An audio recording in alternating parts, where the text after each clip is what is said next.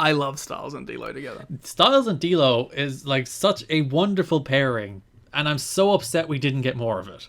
I was thinking during this month, man, Styles and D'Lo together might be my favorite thing that Styles has done so far. Really? Better than like the early Jerry Lynn and Loki matches? Yeah, I really love them together. They're very good because they have a match on every one of these shows. Maybe because they're like, we only know that we're going to get them for like 4 matches. Yeah, so we have to run through everything they can do. So yeah, we'll pivot to Styles and D'Lo before we come back to whatever the hell we're AMW. So Styles and D'Lo, on the first show of the month, they face Skipper and Low-Key for the right to get into the Asylum and Anarchy in the Asylum match. I will get the name of that match right someday. No, it's fine. So D'Lo and Styles win that match. Good little match. Yeah, I thought it was fun as hell. And then the following week, because they beat Triple X, they get a tag title shot against Triple X, but this time it's the team of Daniels and Skipper in a match that even though I actually gave the same rating to now that I look at the star ratings, I prefer that. I thought that Styles and D'Lo against Daniels and Skipper match was a really good match. They all banged. They're a very good team. I think I'm finally coming around on Skipper. Because, like, I always liked him, but I was always kind of disappointed when it was him instead of Key or Daniels. And it's actually interesting. There's a note this month that's like, Elix Skipper is being heralded by many in TNA as the company's most improved wrestler. One wrestler who worked with Skipper recently commented, he'll get there, but he's still some time to put in. That said, he's better than most other young X Division wrestlers. Yeah. So, I'm starting to see that too, I guess, a bit. Because, to me, this month I was like, oh, I'm getting it. I'm understanding it. And it's a commentary note that they're really pushing. They're like, oh, Elix Skipper, this guy's really coming into his own. And it's true. They're right. Then third show of the month, as we were mentioning, you get the AMW against Styles and D'Lo match, which was a little on the disappointing side. Yeah.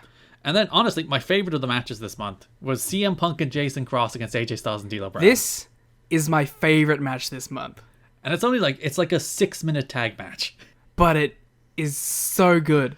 I think I only went 3.5, but I was like, man, 3 3/4 isn't far off either. This shit's really good. Yeah, because D'Lo and Styles are on like full like form. They've really gelled as a team. They're hitting a bunch of cool double teams.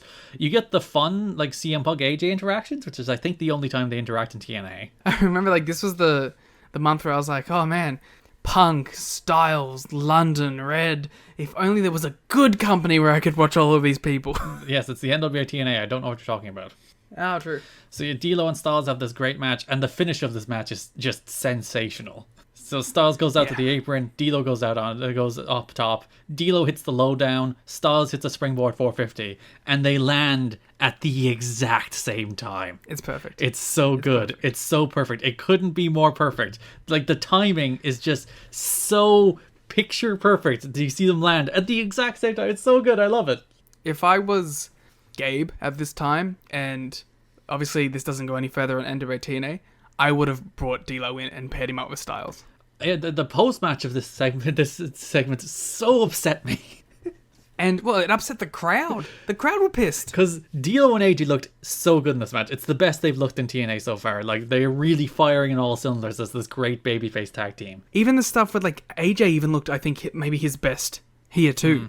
He was firing on all cylinders as like just him and his interactions with Cross, where he was like pelting him with these big shots and he came in with that big lariat and just turned him inside out.